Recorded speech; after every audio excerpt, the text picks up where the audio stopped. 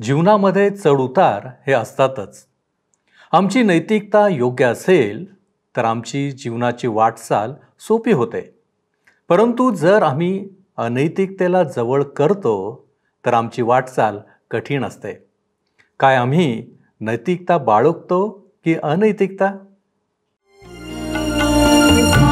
उपासना उपासना उपासना उपासना प्रभुजी करो उपासना प्रभुजी करो उपासना उपासना उपासना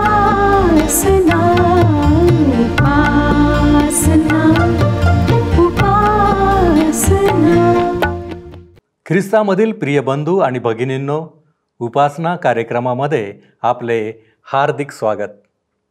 प्रियांनो, बराच वेळा असे दिसून येते की जीवनामध्ये सर्व काही ठीक आहे, सुख, शांती, समाधान आहे. परंतु अचानक आपणास जाणवते की हे सर्व आता पारखे झाले आहे. जीवनामध्ये आपल्याला या गोष्टींची उणीव आहे, परंतु असे का याचे उत्तर मात्र आपणाकडे नसते. तुम्हाला असा कधी अनुभव आला आहे काय? तर नक्की आजचे अध्ययन बारकाईने पाहणे आवश्यक आहे. तर मग चला प्रियांनो, आपण आपल्या अध्ययनाची सुरुवात करूया. श्रोत्यानो, आज आम्ही राजाचे पहिले पुस्तक ह्याच्या 12व्या अध्यायाची काही वचने, 13वा अध्याय आणि 14वा अध्याय अभ्यासणार आहोत. आम्ही पाहिलं होतं श्रोत्यानो की कशा प्रकारे इस्रायल राष्ट्राचे 2 भाग पडलेत, उत्तर राज्य आणि दक्षिण राज्य. येथून पुढचा पहिले राज्य या पुस्तकातला ऐतिहासिक वृत्तांत जशा प्रकारे दिला गेला आहे त्या पद्धतीप्रमाणे आपण आता अभ्यास करणार आहोत. म्हणजे श्रोत्यानो, या वृत्तांतामध्ये काही इस्रायलचा इतिहास तर काही यहुदाचा इतिहास आहे. आणि हा इतिहास एकानंतर एक दिलेला असल्यामुळे आपण या इतिहासाच्या कालानुक्रमात कधी पुढे तर कधी मागे जातो. आपण या दोन्ही राज्यांचा अभ्यास करणार आहोत, परंतु यहुदाच्या राज्याचा इतिहास इस्रायलच्या राज्यापेक्षा अधिक मोठा आहे. आणि बंदिवासाच्या नंतरचे भविष्यवादी सोडले तर जवळजवळ सर्वच भविष्यवाद्यांनी या काळात भविष्यविदित केले. येरोबामाच्या मूर्तीपूजेच्या स्थापनेच्या वृत्तांताबरोबरच 12वा अध्याय संपतो. मी 12व्या अध्यायाची काही वचने आपणाकरिता वाचत आहे. 31 ते 33 वचने सांगतात, त्याने उच्चस्थानी मंदिरे बांधली आणि सर्व लोकातून याजक नेमिले. ते लेवीचे वंशज नव्हते. मग येरोबामाने 8व्या महिन्याच्या 15व्या दिवशी यहुदातील सणासारखा एक सण केला आणि वेदीवर होमबली अर्पिले. त्याप्रमाणे त्याने बेथेल येथे आपण केलेल्या वासरा प्रित्यर्थ यज्ञ केले आणि आपण केलेल्या उच्चस्थानांच्या याजकास बेथेल येथे ठेविले. जी वेदी त्याने बेथेलात बांधली होती तीवर स्वतःच्याच मनाने ठरविलेल्या 8व्या महिन्याच्या 15व्या दिवशी त्याने होमबली अर्पिले. त्याने इस्रायल लोकांसाठी हा सण स्थापिला आणि वेदीवर यज्ञबली हवन करून अर्पिला. ह्यावरून आम्हाला दिसतं श्रोत्यानो की कशा प्रकारे ह्याने लोकांना चुकीच्या मार्गावर चालविण्यास सुरुवात केली.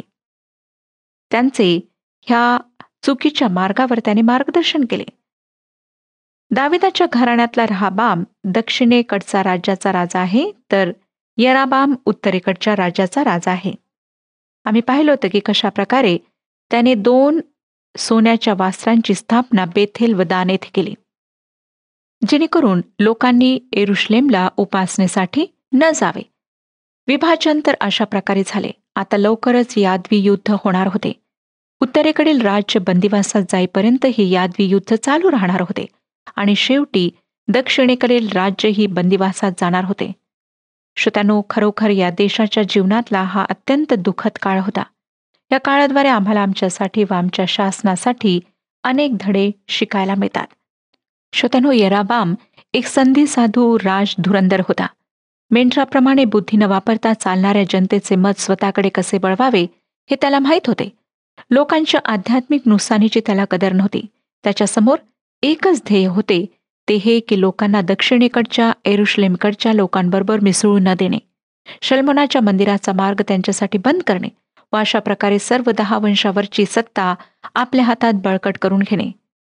श्रोत्यानो, त्याची नेमणूक जरी शल्मोनाच्या राज्याचे विभाजन करण्यासाठी करण्यात आली होती, तरीही त्याने स्वतःच्या अधिकाराचा गैरवापर केला.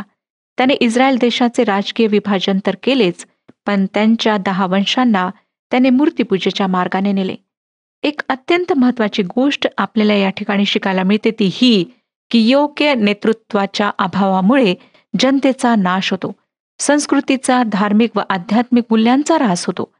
आणि जर नेत्यांनीच स्वतःचे आध्यात्मिक व नैतिक पतन रोखले नाही, आपल्या मागे घसरण्यापासून स्वतःला सावरले नाही, तर ते आपल्याबरोबर कित्येकांना घेऊन नाशाच्या खोल दरीत पडतात. लोकांना प्रचंड कराच्या ओझ्यापासून वाचविण्याचे आश्वासन देणारा यराबाम त्यांना मूर्तीपूजेच्या पापामध्ये लोटतो. एका दास्यातून मुक्त करताना त्यांना दुसऱ्या पूर्वीपेक्षा भयंकर असलेल्या दास्यामध्ये लोटतो.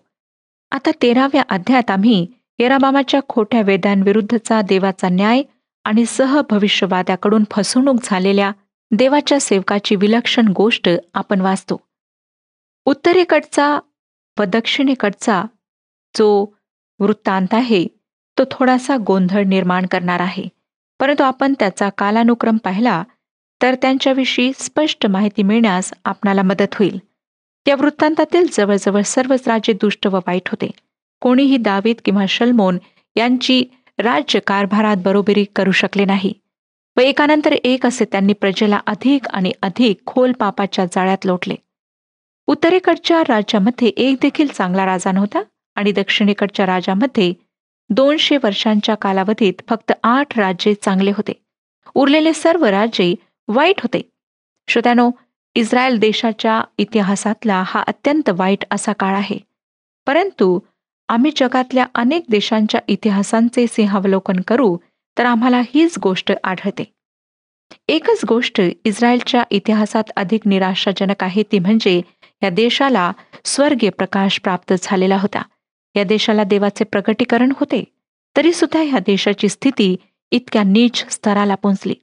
म्हणजेच हा देश परमेश्वराच्या अनुशासनाखाली होता, म्हणून त्यांची जबाबदारी मोठी होती. हा देश परमेश्वराने खास निवडलेला देश होता. याद्वारे संपूर्ण जगाला देवाचा प्रकाश, देवाचे प्रगटीकरण, देवाची साक्ष प्राप्त व्हावी अशी देवाची योजना होती. श्रोत्यानो, एकदा खऱ्या देवाची ओळख पटल्यानंतर पुन्हा पापाच्या मार्गात चालणे अत्यंत धोकादायक आहे. एकदा त्याच्याकडून आपले त्याचे साक्षीदार म्हणून नेमणूक झाल्यानंतर जुन्या पापी स्वभावानुसार चालणे देवाचा क्रोध ओढून घेण्यासारखे आहे. कारण तसे करण्यामुळे आम्ही सत्याच्या मार्गात अडखळ आणतो व आमच्याद्वारे प्रगट होणाऱ्या देवाच्या प्रकाशाला आम्ही अंधकाराप्रमाणे बनवतो. म्हणून रोमकरासपत्र 12 अध्याय 1 वचनात पॉल म्हणतो की आपण मनाच्या नवीकरणाने स्वतःचे रूपांतर होऊ द्यावे. नाहीतर जशी इस्रायलची स्थिती अत्यंत शोचनीय झाली कारण त्यांनी खऱ्या देवाकडे जाणून बुजून पाठ फिरवली, तशी आमची ही स्थिती होईल. देशाचे विभाजन का झाले हे समजून घेण्यासाठी मला मागे वळून शल्मुनाकडे पाहावेसे वाटते. मला वाटतं श्रोत्यानो, या विभाजनाचे कारण शल्मुनाच्या कारकिर्दीत आहे. देवाने शल्मुनाला सुज्ञतेचे एक विशेष दैवी सूत्र दिले होते, परंतु स्पष्टच आहे की ती सुज्ञता त्याने आपल्या वैयक्तिक जीवनात आचरणात आणली नाही. स्पष्टच आहे की शल्मनाजवळ ती सुज्ञता व सूक्ष्म दृष्टी नव्हती. त्याला काही मूलतत्वे व मूळ संज्ञा निश्चित रीतीने समजल्या होत्या, ज्यामुळे तो एक सुज्ञ राज्यकर्ता बनला. परंतु त्या गोष्टी त्याच्या वैयक्तिक खासगी जीवनात व निश्चितच त्याच्या आध्यात्मिक जीवनात शिरल्या नाहीत. राजा म्हणून त्याच्या कारकिर्दीच्या सुरुवातीकडे आपण लक्ष दिले तर आपल्या निश्चितच लक्षात येईल की खोट्या धर्मापासून तो कधीच वेगळा झाला नाही. नीतिसूत्राच्या पुस्तकात शल्मुनाची सुज्ञता प्रगट होते, तर उपदेशकाच्या पुस्तकात त्याचा मूर्खपणा प्रगट होतो. इतिहासाच्या पुस्तकात शल्मोन किंवा त्याचा बाप दावीद यांच्या अपयशाची नोंद नाही. राजेची 2 पुस्तके व इतिहासाची 2 पुस्तके सर्व एकसारख्या घटनांची नोंद करतात, परंतु त्यांच्यामध्ये एक फरक आहे. राजेच्या पुस्तकात मानवी दृष्टिकोन व इतिहास दिलेला आहे, तर इतिहासाची दोन्ही पुस्तके देवाचा दृष्टिकोन व्यक्त करतात. देवाने दाविदाला क्षमा केली आणि जेव्हा त्याने दाविदाला क्षमा केली तेव्हा त्याने त्याचे पाप पुसून टाकले. देवाच्या दृष्टिकोनातून लिहिलेल्या इतिहासाच्या पुस्तकात पापाचा उल्लेख नाही, परंतु देवाने राजेच्या पुस्तकात त्याचा उल्लेख यासाठी होऊ दिला की माणसांनी त्याची दखल घ्यावी. तसेच देवाने शल्मोनाच्या अपयशाची त्याला क्षमा केली आणि त्याच्या पापांची इतिहासाच्या पुस्तकात नोंद नाही. श्रोत्यांनो, मला वाटतं या राजेच्या पुस्तकातल्या गोष्टींचा अभ्यास करताना आपण स्वतःचे आत्मपरीक्षण करणे आवश्यक आहे. आता आपण पुढच्या भागाकडे वळूया. हा भाग आपण अधिक वेगाने पाहू, कारण तो एक इतिहास आहे. आम्ही दोन्ही राज्यातल्या ऐतिहासिक घटना पाहणार आहोत. यातील काही घटना एकानंतर एक किंवा बरोबर किंवा एकाच वेळी घडताना आपल्याला दिसतात. आपण पाहतो श्रोत्यांनो, यराबाम जो उत्तरेकडच्या राज्याच्या राजासनावर आला, त्याला देवाची सेवा करण्याची संधी मिळालेली आहे. परंतु त्याला भीती वाटते की उत्तरेकडचे वंश देवाच्या उपासनेसाठी येरुशलेमला जातील व त्यामुळे राज्यांचा समेट होईल. त्याला ते राज्य विभक्त ठेवायचे होते. म्हणून त्याने लोकांच्या उपासनेकरिता सोन्याच्या 2 वासरांची स्थापना केली, एक बेथेल येथे तर एक दान येथे. या ठिकाणी मला एक क्षण थांबू द्या. लक्षात घ्या की योशियाची कारकीर्द केव्हा अस्तित्वात आली हे जाणून घेणे फार रुचिकर आहे. यराबामाच्या या कारकिर्दीनंतर जवळजवळ 300 वर्षांनी तो राजगादीवर येणार होता. परंतु देवाचा भविष्यवादी त्याच्याविषयी आत्ताच भविष्य विदित करतो. तो एक चांगला राजा होता व त्याने 31 वर्षे राज्य केले. राजांच्या काळामध्ये जी 5 मोठी धर्मसंजीवने आली त्यापैकी एकाचे नेतृत्व योशियाने केले. या धर्मसंजीवनाविषयी आपण इतिहासाच्या पुस्तकांचा अभ्यास करताना विचार करूया. त्यांचा उल्लेख राजाच्या पुस्तकात नाही तर इतिहासाच्या पुस्तकामध्ये केला गेला आहे, कारण ती पुस्तके आम्हाला देवाच्या दृष्टिकोनाविषयी सांगतात. लक्षात ठेवा श्रोत्यांनो की धर्मसंजीवन हे नेहमीच देवाच्या दृष्टिकोनातून होते. माणूस नेहमी संख्येवर लक्ष ठेवतो, परंतु खरोखर किती लोकांचे परिवर्तन झाले हे माणूस नक्की सांगू शकत नाही. परमेश्वराला माणसाच्या हृदयाची पारख आहे व आध्यात्मिक संजीवन घडून आले की नाही हे केवळ त्यालाच माहीत आहे. देवाच्या माणसाने बेथेल येथील वेदी विरुद्ध यराबामासमोर भविष्यवाणी केले व म्हटले की परमेश्वर अशा व्यक्तीला उठवेल की जी अशा वेदींना उद्ध्वस्त करेल. योशिया याची त्या कामाच्या परिपूर्तीसाठी नेमणूक होणार होती.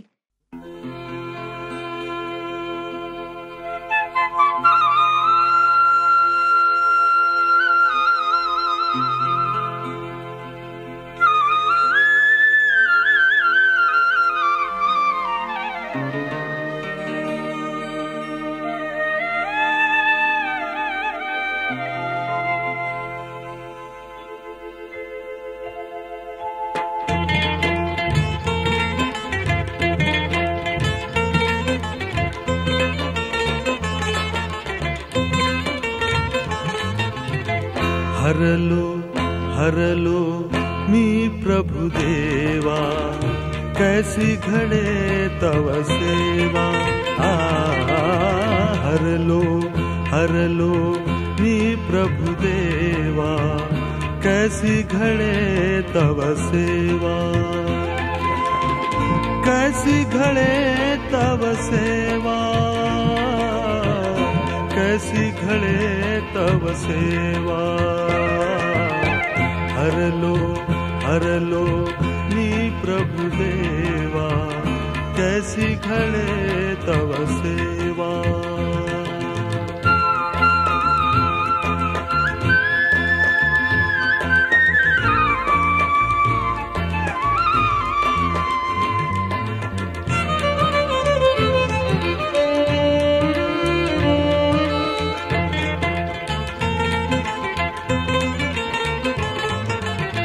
पापामध्ये मन लोळे, झाल्यावरती उघडती डोळे. दृढ निश्चय मी केले, परिते समयी व्यर्थची गेले.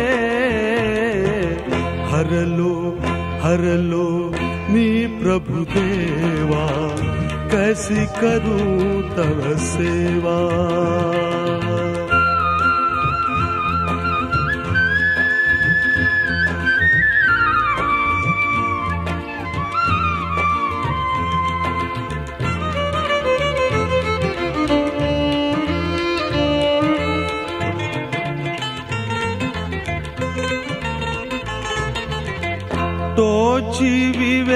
काटा, करिता बोध फुटे मज फाटा, देवळी नेत्र उघळती तेथुनी. 13वा अध्याय 3 आणि 4 वचन सांगतं, त्याच दिवशी त्याने खूण दिली. तो म्हणाला, परमेश्वराने सांगितलेली खूण हीच, पहा ही वेदी भंग पावेल आणि तीवरील राख उधळली जाईल. देवाच्या माणसाने बेथेलातल्या त्या वेदीविरुद्ध जे हे शब्द उच्चारिले ते राजा यराबाम याने ऐकले. तेव्हा तो आपला हात वेदीवरून काढून पुढे करून म्हणाला, त्याला धरा. तेव्हा त्याने जो हात त्याचकडे केला होता तो वाळून गेला व तो त्यास मागे घेता येईना. ही भविष्यद्वाणी झाली तेव्हा यराबाम त्या वेदीसमोर त्या सोन्याच्या वासराला धूप जाळत होता. आणि श्रोत्यानो, त्याने त्या देवाच्या माणसाला मारण्याकरिता हात उंचावला. त्याचा हात वाळून गेला, तो सुकून निष्क्रिय झाला. 5 ते 7 वचने सांगतात, परमेश्वराच्या आज्ञेवरून देवाच्या माणसाने दिलेल्या खुणीप्रमाणे ती वेदी भंग पावली व तीवरील राख वेदीवरून उधळली गेली. राजाने त्या देवाच्या माणसास विनंती केली की माझा हात पुन्हा पूर्ववत व्हावा म्हणून देव परमेश्वर याचकडे मजसाठी प्रार्थना करून त्याचा कृपाप्रसाद माग. देवाच्या माणसाने परमेश्वराची विनवणी केली तेव्हा राजाचा हात पुन्हा पूर्वस्थितीवर आला. तो पूर्वी होता तसा झाला. राजा त्या देवाच्या माणसास म्हणाला, मज बरोबर घरी चल आणि काही उपहार करून ताजा तवाना हो, मी तुला काही इनाम देतो. श्रोत्यानो, देवाच्या माणसाला मारण्याची आज्ञा करू पाहणारा यराबाम तत्क्षणी विरघळला, नमला आणि आपला हात पूर्ववत व्हावा म्हणून त्याने विनवणी केली. आणि त्या देवाच्या माणसाच्या विनवणीनुसार त्याचा हात पूर्ववत झाला. 8 ते 10 वचने पहा पुढे काय सांगतात. देवाचा माणूस राजास म्हणाला, तू मला आपले अर्धे घर देशील तरी मी तुझ्या इथे येणार नाही. या ठिकाणी मी अन्न पाणी सेवन करणार नाही.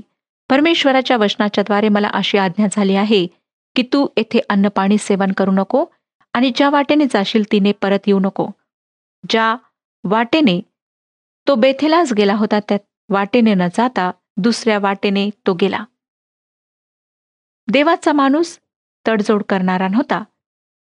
आजच्या काळात आम्हाला असे अनेक देवाचे सेवक आढळतात जे एकीकडे आम्ही देवाशी अत्यंत निष्ठावान आहोत असे दाखवतात, तर दुसरीकडे अनैतिक चालीरीतींबरोबर तडजोड करतात. असे लोक स्वतःच्या स्वार्थाकरिता व सुरक्षिततेकरिता जगाशी हातमिळवणी करताना दिसतात. श्रोत्यानो, जर आपण देवाच्या समागमे चालत आहोत तर आपण जगाशी हातमिळवणी करू नये, कारण आपले पाचारण या पृथ्वीचा प्रकाश व मीठ होण्यासाठी झाले आहे. जर आम्ही जगाशी एकरूप होऊन जगातल्या ज्या अनैतिक चालीरीती आहेत त्यांच्याप्रमाणे वागू तर आपल्यामध्ये व ऐहिक जीवन जगणाऱ्यांमध्ये काय फरक राहील. आपण जर अंधकाराशी तडजोड केली तर आपल्यातला प्रकाश लोपून जाईल. मी असे म्हणत नाही श्रोत्यानो की तुम्ही अन्य लोकांशी अजिबात संबंध ठेवू नका. मी असे म्हणत आहे की देवाविषयीची आमची श्रद्धा व भूमिका तडजोड न करणारी निर्भीड असावी. अशा बऱ्याच संघटना आहेत ज्या योग्य सिद्धांतांवर आधारित नाहीत, योग्य व ठाम सिद्धांतांची त्या शिकवण देत नाहीत. श्रोत्यानो, आपल्या विश्वासाचे योग्य सिद्धांत आपल्याला शिकवले जातात की नाही याची खात्री करून घ्या. नाहीतर परमेश्वर आपणाला जबाबदार धरेल. जगाशी तडजोड करणे म्हणजे देवाच्या राजमार्गावरून चालत असताना डावीकडे किंवा उजवीकडे झुकणे आहे. हे आम्हाला देवाच्या समक्षतेपासून आणि सत्यापासून दूर नेते. ज्या देवाच्या माणसाने यराबामाबरोबर जाऊन मूर्तीपूजा व दुष्टाई यांच्याशी तडजोड जरी केली नाही तरी पुढे मात्र त्याला फसविण्यात आले. आणि ह्याचा वृत्तांत आम्हाला पुढच्या काही वचनांमध्ये वाचायला मिळतो. 11 पासून पुढची वचने सांगतात, बेथेल येथे त्या काळी एक वृद्ध संदेष्टा राहत असे. त्याच्या पुत्रांनी येऊन देवाच्या माणसाने त्या दिवशी बेथेलास जे काही केले त्याची सगळी हकीकत आपल्या बापास कळविली. राजास जे शब्द तो बोलला तेही त्याच्या पुत्रांनी आपल्या बापास निवेदन केले. त्यांच्या बापाने त्यास विचारिले, तो कोणत्या वाटेने गेला? यहुदातून आलेला तो देवाचा माणूस कोणत्या वाटेने गेला हे त्यांनी पाहिले होते. तो आपल्या मुलास म्हणाला, गाढवावर खोगीर घाला. त्यांनी गाढवावर खोगीर घातल्यावर तो त्यावर बसला. तो देवाच्या माणसाच्या पाठोपाठ गेला. तो त्यास एका एला झाडाखाली बसलेला आढळला. त्याने त्यास विचारिले, यहुदाहून आलेला देवाचा माणूस तूच काय? तो म्हणाला, मीच. तो त्यास म्हणाला, मजबरोबर घरी चल आणि भोजन कर. तो म्हणाला, मला तुझबरोबर परत येता येत नाही, तुझ्या येथे मला जाता येत नाही. मी या ठिकाणी अन्न पाणी सेवन करणार नाही, कारण परमेश्वराच्या वचनाच्या द्वारे मला अशी आज्ञा झाली आहे की तू ह्या ठिकाणी अन्न पाणी सेवन करू नको आणि ज्या वाटेने जाशील त्या वाटेने परत येऊ नको. तेव्हा तो त्यास म्हणाला, मीही तुझ्यासारखाच संदेष्ट आहे. परमेश्वराच्या आज्ञेवरून एक देवदूत मला म्हणाला, त्याला परत आपल्या घरी घेऊन ये, म्हणजे तो अन्नपाणी सेवन करील. पण हे त्याचे सांगणे खोटे होते. श्रोत्यांनो, जेव्हा देवाची मंडळी जगिक गोष्टींमध्ये गुंतून जगाबरोबर सर्व प्रकारची तडजोड करते, तेव्हा परमेश्वराला तिचा वीट येतो. देवाने मंडळीला जगामध्ये जाऊन त्याच्या राज्याची सुवार्ता सांगण्याचे, मुक्तिदात्या येशूविषयी सुवार्ता सांगण्याचे काम दिले आहे. पण ते काम न करता जर मंडळी जगाला तिच्यामध्ये शिरकाव करू देत असेल, तर ते देवाच्या दृष्टीने अमंगळ आहे. शेवटच्या दिवसात अयोग्य सिद्धांतांवर आधारलेले ख्रिस्ती म्हणवणारे संप्रदाय उदयास येतील. खोटे भविष्यवादी येतील. अत्यंत दृढपणे येशूवर विश्वास ठेवणाऱ्यांनाही ते फसविण्याचा प्रयत्न करतील, असे पवित्र शास्त्र आम्हाला सांगते. आणि आज आम्हाला आढळतं की किती खोटे संप्रदाय निघालेले आहेत, किती खोटे सिद्धांत निघालेले आहेत. त्यांच्याबरोबर तडजोड न करता जर आम्ही ख्रिस्ती विश्वासात टिकून राहू इच्छितो, तर आमच्या विश्वासाचा पाया भक्कम व सनातन ख्रिस्ती सिद्धांतांवर आधारित असायला हवा. आजचे युग यराबामाच्या युगापेक्षा वेगळे नाही. आपण सावधगिरी बाळगायला हवी. कोणत्याही अयोग्य सिद्धांतांच्या वाऱ्याने हेलकावून जाता आम्ही कामा नये. 13 अध्याय 33 आणि 34 वचने पुढे सांगतात, एवढे झाले तरी यराबामाने आपला दुष्ट मार्ग सोडिला नाही. त्याने उच्च स्थानांचे याजक सगळ्या लोकातून नेमिले. आपण उच्च स्थानाचे याजक व्हावे असे ज्यांच्या इच्छेस आले त्यास त्याने संस्कार केला. या गोष्टीने यराबामाच्या घराण्यास पाप लागले व तेने करून त्याचा उच्छेद झाला आणि भूतलावरून ते नष्ट झाले. स्पष्टच आहे श्रोत्यानो की त्याने देवाच्या सामर्थ्याकडे जाणून बुजून दुर्लक्ष केले. पण पवित्र शास्त्र आम्हाला सांगते की दुष्कर्म करणारे गवताप्रमाणे लवकरच कापून टाकल्या जातील आणि हिरवळीप्रमाणे ते वाळून जातील. खरोखर जिवंत देवाविषयीचा प्रत्यक्ष अनुभव आल्यानंतरही दुष्टपणा चालू ठेवणे हे भयंकर धाडसाचे कृत्य आहे. आणि त्याच संदर्भात पवित्र शास्त्र आम्हाला सावधगिरीचा इशारा देऊन म्हणते, जिवंत देवाच्या हाती सापडणे भयंकर आहे. नेमके असेच यराबामाचे पुढे होणार होते. आपण ते आता पाहणार आहोत. 14व्या अध्यायात यराबाम व रहाबाम यांच्या कारकिर्दीचे वर्णन आहे. या वृत्तांतासह विभाजन झालेल्या राष्ट्रांचा कटू इतिहास सुरू होतो. उत्तरेकडच्या राजांपैकी म्हणजे एकूण 19 राजांपैकी एक देखील राजा चांगला नव्हता. ते सर्व वाईट होते. दक्षिणेकडच्या राज्याला 20 राजे लाभले. त्यांच्यापैकी 12 राजे वाईट होते. फक्त 8 राजांना चांगले राजे म्हणता येईल आणि या 8 फक्त 5 राजे असामान्य असे होते. 14व्या अध्यायाच्या सुरुवातीला आपण पाहतो की यराबाम त्याच्या पत्नीला अहिया संदेष्टाकडे पाठवतो, कारण त्यांचा मुलगा अत्यंत आजारी होता. देवाने अहियाद्वारे असे उत्तर दिले की तो मुलगा जगणार नाही तर मरेल. या व्यतिरिक्त त्याने आणखीन यराबामाच्या घराण्यावर न्यायदंड येण्याविषयी भविष्यवाणी केली. 14वा अध्याय 7 आणि 8 वचने वाचूया. जा, यराबामास सांग, इस्रायलाचा देव परमेश्वर म्हणतो की मी तुला लोकातून निवडून उन्नत केले. माझे लोक इस्रायल यांचा तुला मी नायक नेमिले आणि दावीद घराण्यापासून राज्य काढून घेऊन तुला दिले. तरी तू माझा सेवक दावीद याच्याप्रमाणे वागला नाहीस. दावीद माझ्या आज्ञा पाळीत असे. तो मला जीवे भावे धरून राहिला व माझ्या दृष्टीने जे योग्य तेच तो करीत असे. श्रोत्यानो, ह्या ठिकाणी आम्हाला दिसतं की दाविदाविषयी चांगल्या गोष्टी सांगण्यात आलेल्या आहेत. याही ठिकाणी दावीद हा परिमाण आहे. दोन्ही उत्तरेकडच्या व दक्षिणेकडच्या येथून पुढच्या सर्व राजांसाठी तो परिमाण ठरला. यराबाम या परिमाणाच्या तोलण्यात फार कमी पडला आणि आता परमेश्वर त्याला बाजूला सारणार आहे. 19 आणि 20 वचने पुढे सांगतात, यराबामाने इतर कोणत्या गोष्टी केल्या, युद्ध कसे केले व राज्य कसे चालविले, या सर्वांचे वर्णन इस्रायलांच्या राजाच्या बखरीत केले आहे. यराबाम 22 वर्षे राज्य करून आपल्या पितरांजवळ जाऊन निजला व त्याचा पुत्र नादाब हा त्याच्या जागी राजा झाला. श्रोत्यांनो, आपणाला वाटत असेल की रहाबामाचे दक्षिणेकडचे राज्य तरी चांगले असेल, पण तसे नव्हते. 25 ते 27 वचने पुढे सांगतात, रहाबाम राजाच्या कारकिर्दीच्या 5व्या वर्षी मिसर देशचा राजा शिशक याने येरुशलेमवर स्वारी केली. त्याने परमेश्वराच्या मंदिरातील व राजवाड्यातील सर्व भांडार लुटून नेले. शल्मोन राजाने ज्या सोन्याच्या ढाली केल्या होत्या त्याही त्याने नेल्या. रहाबाम राजाने त्यांच्या ऐवजी पितळेच्या ढाली बनविल्या आणि राजाच्या स्वारीपुढे धावणाऱ्यांच्या व राजवाड्याची रखवाली करीत असणाऱ्यांच्या स्वाधीन त्या केल्या. म्हाताऱ्या रहेबामाचा आता अगदी ऱ्हास होऊ लागलेला आहे. जेव्हा त्याच्या पित्याच्या काळातल्या सोन्याच्या ढाली लुटल्या गेल्या तेव्हा त्याने पितळेच्या ढाली बनवून घेतल्या. त्यानंतर आपल्याला याद्वी युद्धाविषयी सांगितल्या जाते. 30वं वचन, रहाबाम व यराबाम यांच्यामध्ये लढाई सतत चालू होती. आणि शेवटी रहाबामाच्या मृत्यूविषयी 31वं वचन आम्हाला सांगतं, रहाबाम आपल्या पितरांजवळ जाऊन निजला व त्यांनी त्यास दावीदपुरात त्याच्या पितराच्या कब्रस्थानात मुठमाती दिली.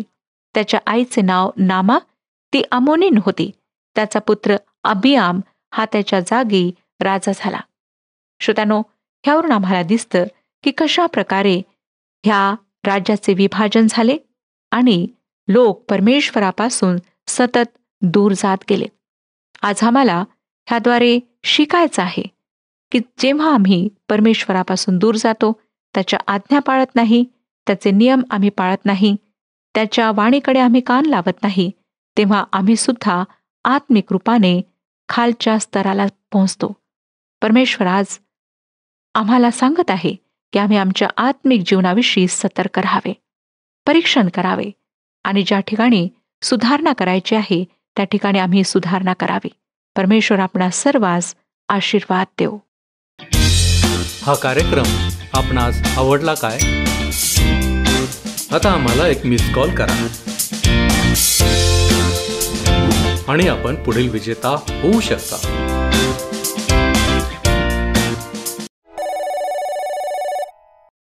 प्रियानो, आज आपण पाहिले की यराबामने कोणती चूक केली होती आणि त्याचा परिणाम काय झाला होता.